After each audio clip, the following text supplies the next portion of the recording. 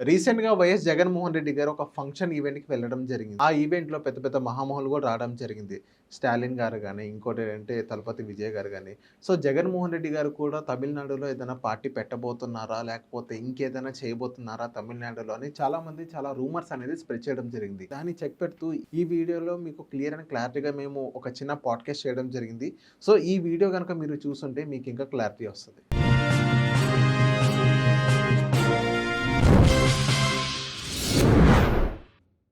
విజ్ఞాన్ గారు వైఎస్ జగన్మోహన్ రెడ్డి గారు వైఎస్ సునీల్ రెడ్డి కుమార్ పెళ్ళికి తమిళనాడు వెళ్ళడం జరిగింది.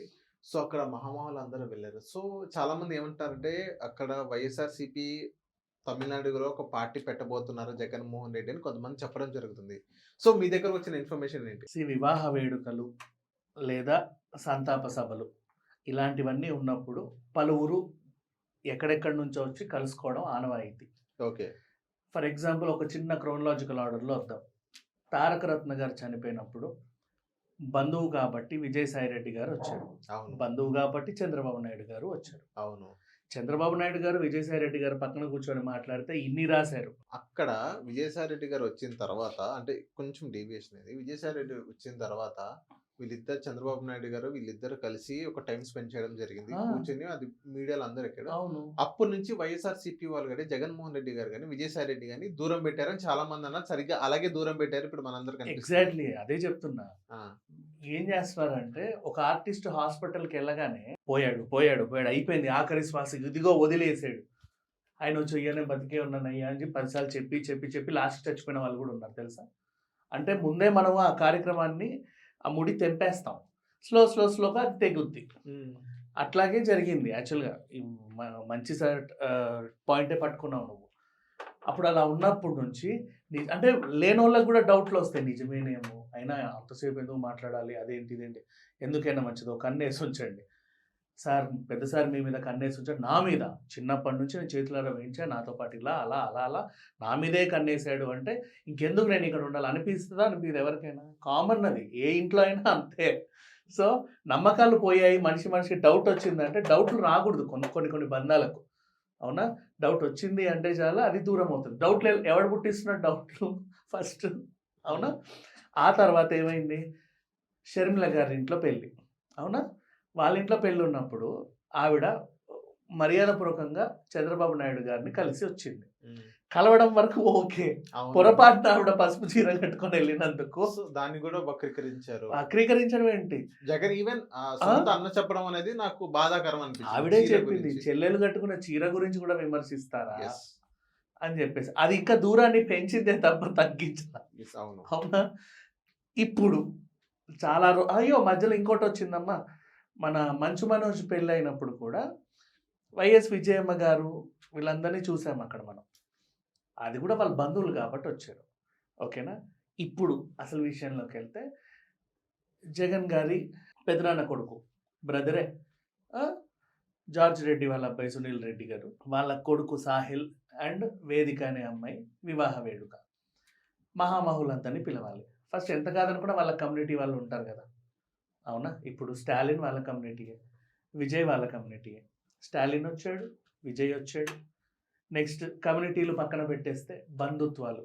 మోహన్ బాబు గారు. నెక్స్ట్ అలాగే విజయమ్మ ఇంకా వాళ్ళ కుటుంబ సభ్యురాలు కాబట్టి ఆవిడ. అక్కడ సూర్య, కార్తీ వచ్చారు. అవును. ఇంకొంతమంది రాజకీయ నాయకులు కూడా వచ్చారు. రాజకీయ నాయకులు, సినీ ప్రముఖులు అందరూ అక్కడికి హాజరయ్యారు. ఇప్పుడు ఇక్కడ వింత ఏంటంటే జగన్‌తోని జననాయకన్ బాగా దొరికింది కదా అని చెప్పి లైన్ పెట్టేశారు. వీళ్ళిద్దరు మాట్లాడుకుంటున్నారంటే అక్కడికెళ్ళి పార్టీ పెడతారేమో. వీళ్ళకి లేవు ఆలోచన యాక్చువల్‌గా ఒకటి పుట్టిచ్చేశారు. ఇప్పుడు ఆల్రెడీ జగన్మోహన్ రెడ్డి గారు స్టాలిన్ గారికి మద్దతు ఇచ్చారు. అంటే ఇప్పుడు మన స్టేజ్ మీద కూడా స్టాలిన్ గారు మద్దతు ఇచ్చారు. అండ్ నెక్స్ట్ ఇప్పుడు స్టాలిన్ గారు కాకుండా ఇప్పుడు విజయ్ తలపతి వీళ్ళిద్దరే మద్దతు స్టాలిన్ కాకుండా వీళ్ళకి మద్దతు ఇస్తున్నారేమో అన్నట్టు కూడా ఒక టాక్. అక్కడ స్టాలిన్ కూడా వచ్చాడు మా. స్టాలిన్ కలిసారు ఒకసారి మాట్లాడి వెళ్ళిపోయారంటే మళ్ళీ విజయ్ గారితో ఫొటోస్ చూడడం మళ్ళీ స్టేజ్ మీదకి ఎక్కి మళ్ళీ విజయ్ గారు ఉండడం. విజయ్ గారితోని విజయ్ ఇప్పుడు ఆరాటపడే ముఖ్యమంత్రి కోసం ఆరాటపడే వ్యక్తి. అవును. పదవి కోసం. సో ఆయన దగ్గర కొంచెం స్పేస్ ఇంత ఉంటది. ఈయన ఆల్రెడీ ముఖ్యమంత్రి. ఈయన దగ్గర స్పేస్ ఇంతే ఉంటది.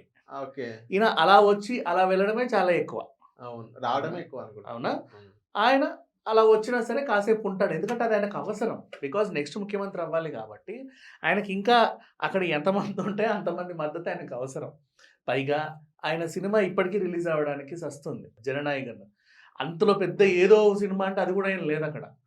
మనకు 'భగవత్ కేసరినే' రీమేక్ వెర్షన్ అది. 'భగవత్ కేసరిలో' కట్ చేయడానికి పాయింట్లు ఏమన్నా ఉన్నాయా? నథింగ్. అదొక నీతి మన బంజారా హిల్స్ స్కూల్ ఘటన. బాలయ్య వచ్చి ఆ చిన్న పిల్లలకి ఇచ్చిన మెసేజ్, గొప్ప మెసేజ్ ఓరియంటెడ్ సినిమా అది. దాన్ని రీమేక్ చేస్తే 51 కట్లు చెప్పారు. మరి అన్ని కట్లు ఏముంటాయో నాకు తెలియలే 'భగవత్ కేసరిలో'. సో ఇట్లా అతన్ని కావాలని ఇబ్బంది పెడుతున్నట్టు ఆయనకు అనిపించింది. ఇప్పుడేంటంటే ఆయనకి స్టాలిన్ కూడా మద్దతు తెలిపాడు యాక్చువల్గా 'జననాయకన్' సినిమాకి. ఆ మద్దతు, జగన్ ఇతనికి మద్దతు ఇవ్వడం, వీళ్ళు ముగ్గురు కలిసి ఏదైనా థర్డ్ ఫ్రంట్ పార్టీ పెడతారా? ఇట్లాంటి పిచ్చి పిచ్చి డౌట్లు. ఒకవేళ విజయ్ ఏపీలో కూడా, అంటే ఇప్పుడు చెన్నై కొంచెం బార్డర్ అంటే నెల్లూరు దాకా వస్తుంది. తిరుపతి, నెల్లూరు ఇవన్నీ కూడా కొంచెం చెన్నై ఫ్లేవర్స్ ఉంటాయి.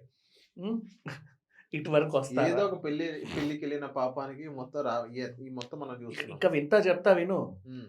జగన్ కావాలనే విజయ్ని ఇటు లాగుతున్నాడు. ఎందుకంటే ఆ చెన్నై ఫ్లేవర్స్ ఎక్కడెక్కడైతే ఉన్నాయో ఆ ఫ్లేవర్లోనే కుప్పం కూడా ఉంది. చంద్రబాబు దించడానికి పెద్ద ప్లాన్ ఏమో. ఆల్రెడీ చంద్రబాబు నాయుడు గారు రజనీకాంత్ పిలిపించుకున్నాడు ఒకసారి. ఇప్పుడు నేను విజయ్ని పిలిపించుకుంటే నాకు ఇంకా బాగుంటుంది. సగం తమిళులని ఆయన వైపు తిప్పుకున్నాడు. రజనీకాంత్ వచ్చిన తర్వాత వీళ్ళు గెలిచారు కూడా కదా. వీళ్ళు గెలిచిన తర్వాత ఆయన అంటే ఎన్టీఆర్ గారి శతదినోత్సవ వేడుకలకి ఆయన మర్యాదపూర్వకంగా వచ్చాడు. సో అక్కడ ఉన్న స్థానికులందరూ కూడా మా తమిళ వాళ్ళందరూ కూడా చంద్రబాబు నాయుడు వైపు తిరిగారు. ఇప్పుడు నేను విజయ్ని తెచ్చుకున్నాను అనుకో, వాళ్ళందరూ మళ్ళీ ఇటువైపు తిరిగే అవకాశం లేకపోలేదని అసలు ఈ ఆలోచన ఈయనకు లేదు. అర్థమైందా? కానీ వీళ్ళు పుట్టించి రోజుకు ఒక కథనం అనమాట. అంటే మనకు కావాల్సింది ఏంటి? ట్రోలర్స్కైనా, మీమర్స్కైనా, కంటెంట్ రైటర్స్కైనా, వెబ్సైట్స్కైనా కావాల్సింది కంటెంట్. ముడిసరుకు ఆల్రెడీ కనబడుతుంది 10 ఫోటోలలో, రా మెటీరియల్ వచ్చేసింది. ఇక దాని సంభాషణలు వీళ్ళు విశ్లేషించుకోవడమే తరువాయి అనమాట. జస్ట్ అందులో ఏముంటుంది అని ఇద్దరు ఇట్లా మాట్లాడుకుంటారు. ఆ అని అన్నాడు కదా, ఈయన ఊ అన్నాడు. ఆయన ఎందుకు ఆ అన్నాడు, ఈయన ఎందుకు ఊ అన్నాడు, అదేంటనేది కలిపేసి ఇంత వ్యాసం రాసేస్తాడు. అది చదివిన మనకు కూడా కన్విన్సింగ్ ఉంటుంది. ఓహో, అందుకు ఆయన ఆ అన్నాడా, అందుకు ఈయన ఊ అన్నాడా అని చెప్పేసి. సో అందుకని చెప్పేసి ఎప్పుడైనా సరే, ఇప్పుడు ఇది ఒక వేడుక, వివాహ వేడుకైనా సంతాప సభలకైనా పలువురు వస్తారు, అందరినీ పరామర్శిస్తారు, వెళ్తారు. పలువురు వస్తారు, అందరినీ విషెస్ చెప్తారు, వెళ్తారు, ఆశీర్వదిస్తారు, వెళ్తారు. అంతంత మాత్రాన దీంట్లో ఏదో ఉందని అన్ని లోగుట్టు ఇది లోగుట్టు అదని వెతుక్కునే పనిలో ఉంటారు. అంత అవసరం లేదు.